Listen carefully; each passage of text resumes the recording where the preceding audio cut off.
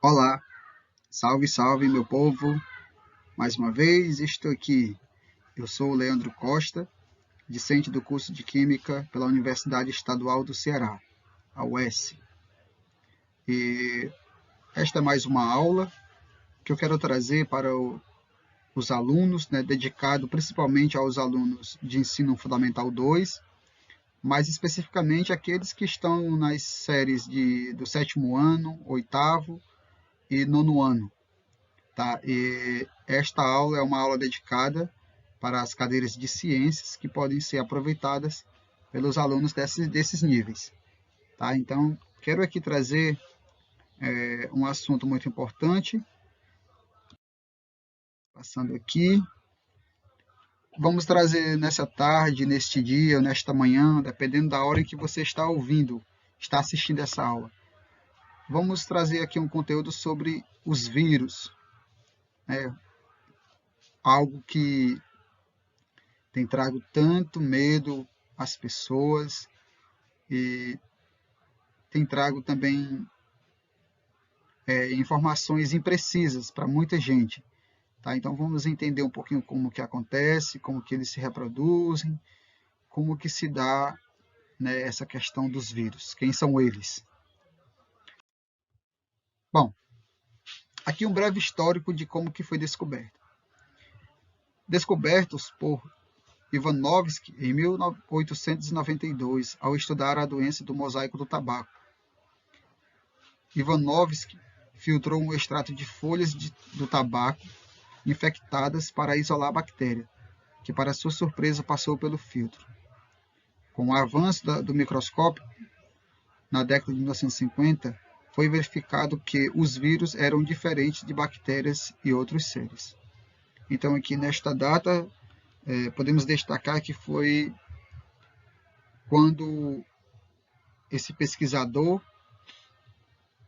descobriu a existência dos vírus. Vírus, veneno ou fluido venenoso. O que são eles?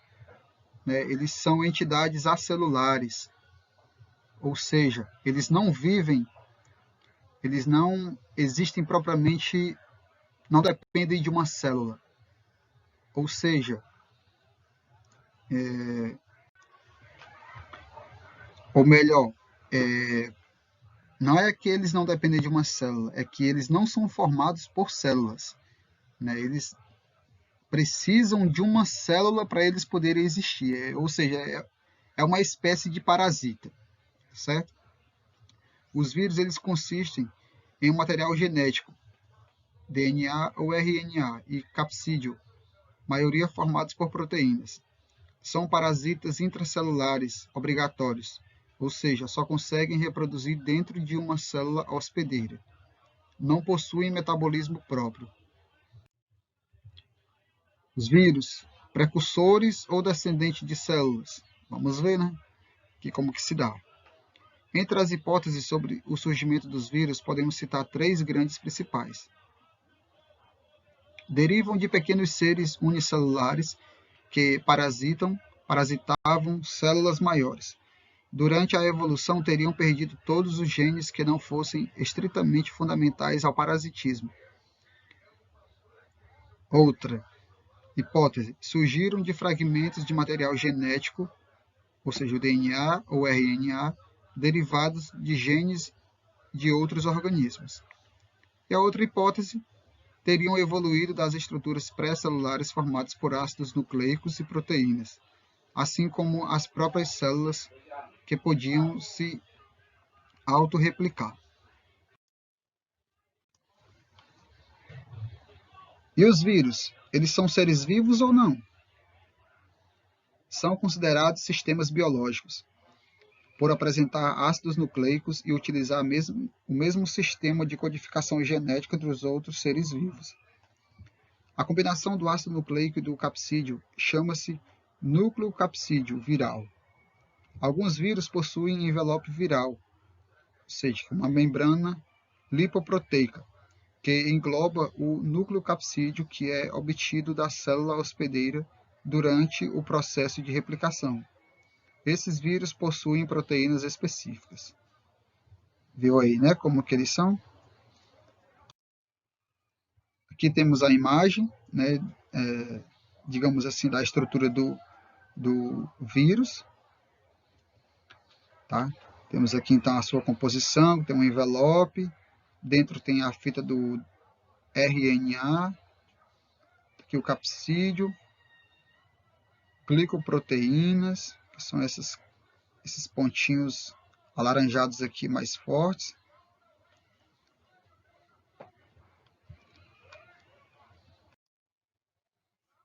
Aqui temos alguns exemplos de vírus envelopado, que aparecem para a gente não o vírus propriamente, mas o resultado daquilo que ele causa, ou seja, doenças, algumas doenças. Né? Então temos aqui o caso da doença de herpes, que na boca da pessoa, né? Isso é causado por um vírus. Outra doença causada por vírus, catapora ou varicela. Aqui, ó, o exemplo do esquema desse vírus. E outro é mononucleose, certo? São exemplos de vírus envelopado. E aqui nós temos novamente a estrutura dos vírus. Virion, partícula viral completa e infecciosa. Então temos aqui já o vírus envelopado, quer dizer o quê? Que ele já está dentro de uma célula, certo? Então ele é composto pelo capsídeo, tem um ácido nucleico e a matriz proteica. Né? E esses dois aqui, o capsídeo e o ácido nucleico, formam o núcleo capsídeo. Essa é a estrutura do vírus. A partícula viral completa recebe o nome de virion. E este tem grande diversidade de formas e tamanhos. Ou seja, tem uma simetria helicoidal. O núcleo capsídeo é enrolado como uma espiral. Exemplo, mosaico do tabaco e raiva. Icosaedro é um tipo de simetria, né, que os vírus podem desenvolver. 20 faces, cada uma com uma forma de um triângulo equilátero. Exemplos, que se dá através de doenças, febre amarela, poliomielite, resfriados e bacteriófago. Observação, o bacteriófago é um vírus que infecta bactérias. Ou seja, o vírus é uma coisa bem complexa, né, de ser estudado e de também ser controlado. Aqui temos o esquema da reprodução viral, né, ou seja, é como se fosse um ciclo, é um exemplo de um ciclo que por onde esse vírus passa. Então você pode estar assistindo, pode dar um pause para você entender melhor cada fase desse ciclo, né, onde o vírus passa, para que a sua reprodução seja completa.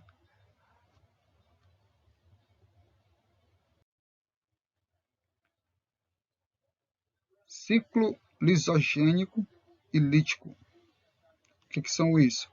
O ciclo lisogênico. O DNA do vírus se incorpora no DNA de uma célula, mas não interfere no metabolismo da célula hospedeira, que continua reproduzindo normalmente, transmitindo o DNA viral às células descendentes. E o ciclo lítico. O DNA viral passa a comandar o metabolismo da célula hospedeira e a faz várias cópias que se transcrevem em RNA-M virais. Com essa reprodução exagerada, ocorre uma lise, ou seja, uma destruição, na célula, liberando os novos vírus, que podem infectar outras bactérias e assim sucessivamente. Então, o bicho é complicado de se entender, viu? E de se controlar, né? Principalmente quando ele passa por esse ciclo lítico, que é quando o DNA do vírus ele passa a comandar o DNA da célula onde ele é hospedeiro. Então, ele passa a controlar a situação. Parasitas específicos. São parasitas altamente específicos capazes de só parasitar um tipo de célula, ou órgão ou espécie. Causam doenças como a gripe, AIDS, cachumba, sarampo, dengue, catapora, hepatite, entre outras, né? Então, todas essas doenças, podemos assim já entender que elas todas são causadas por um vírus. E esses vírus são vírus específicos, tá? E geralmente, aliás, não geralmente, é o que a gente vê com mais frequência, pessoas com algumas dessas doenças que são causadas pelos vírus.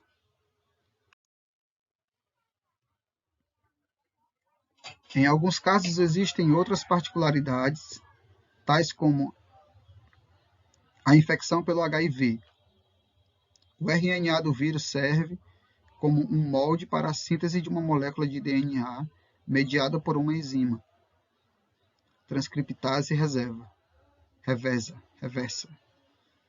A molécula de DNA, em seguida, permanece como parte do cromossomo da célula hospedeiro por período indeterminado, e daí codifica as moléculas de RNA mensageiro para a síntese de enzimas e de componentes virais. Então,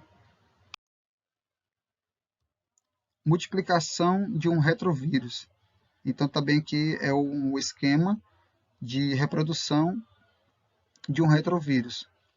Existe o vírus, nele tem lá a sua fitinha de RNA, né? Tem o DNA celular, transcriptase reversa, tá? Tem o RNA viral e tem o DNA pirata. Depois passa para o DNA pirata acoplado ao DNA celular. E em seguida, o DNA pirata comanda a produção de novas cópias de RNA viral. E no final chega na célula hospedeira. Então esse é o esquema de multiplicação de um retrovírus. Terapia genética. Com o objetivo de curar certas doenças, como a diabetes, se tenta colocar um gene ou genes saudáveis no vírus. O vírus infecta a célula-alvo que assimila gene e começa a fabricar as proteínas ou hormônios que faltam ao organismo.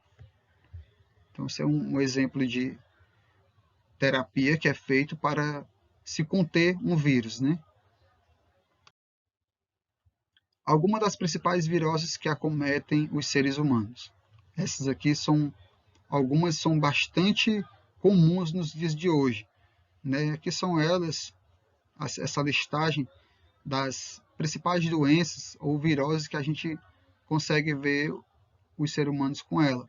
Resfriado comum, cachumba, raiva, rubéola, sarampo, hepatites, dengue, poliomielite, febre amarela, varicela ou catapora, varíola, meningite viral, mononucleose infecciosa, herpes, condiloma, antavirose, AIDS, entre outras.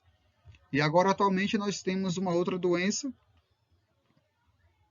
que está muito em foco atualmente, que também é causada por um vírus, que é Covid-19, que é causada pelo vírus SARS-CoV-2.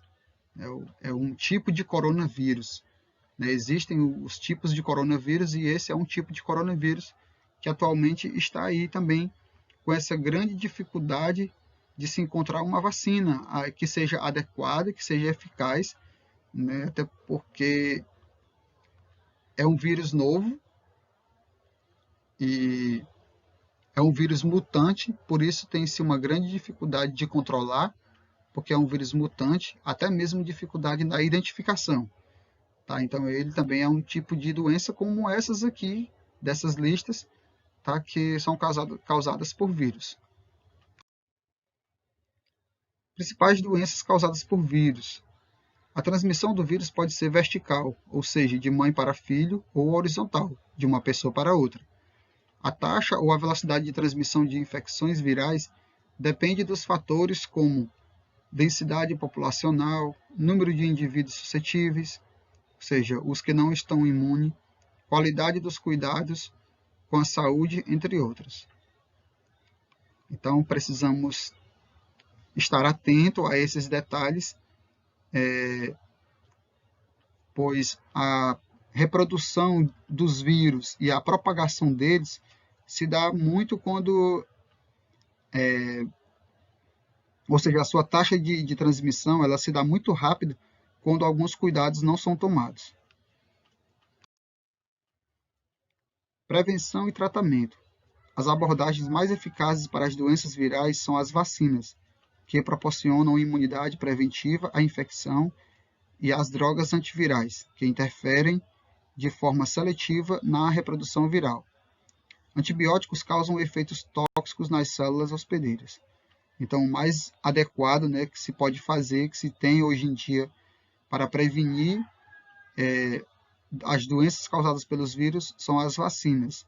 Tá? Então, existem aí diversas vacinas, como vacinas contra a gripe, hepatite, e dengue, chikungunya. Existem diversas vacinas para imunizar as pessoas contra diversos tipos de vírus.